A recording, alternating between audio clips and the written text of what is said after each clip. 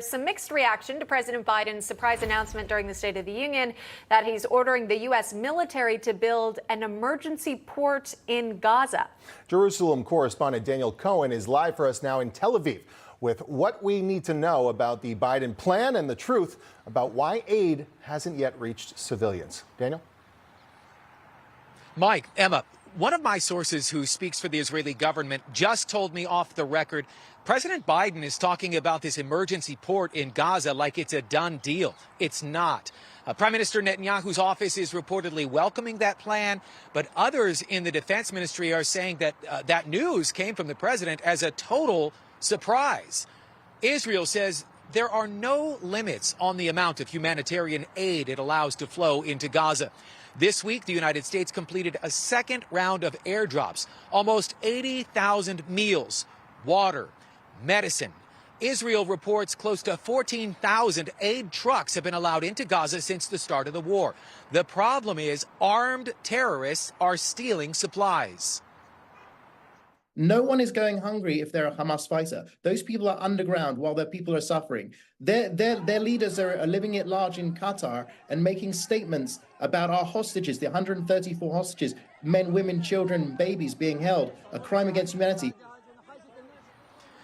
In his State of the Union, President Biden called himself a lifelong supporter of Israel, while also demanding the Jewish state surrender sovereign Israeli soil to create a future Palestinian state.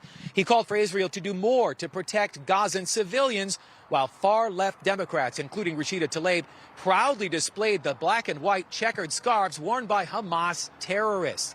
Listen closely to a misleading moment, a statement here from the president about the death toll in Gaza and President Biden being fact-checked in real time. This war has taken a greater toll on innocent civilians than all previous wars in Gaza combined.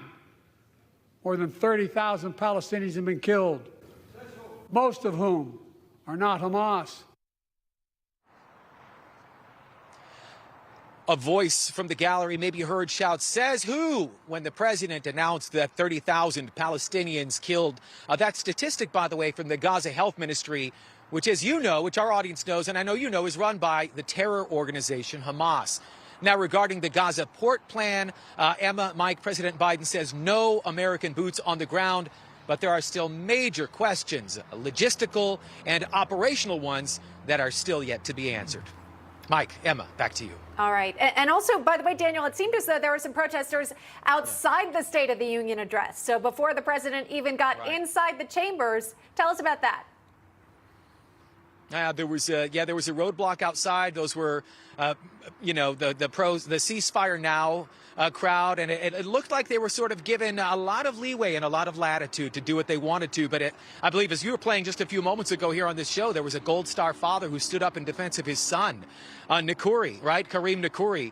And he was detained, and I'm hearing and reading arrested as well. And a lot of people crying foul about that. But look, in terms of this port thing, there are many questions. Will Congress, will the president go to them with some kind of a detailed plan?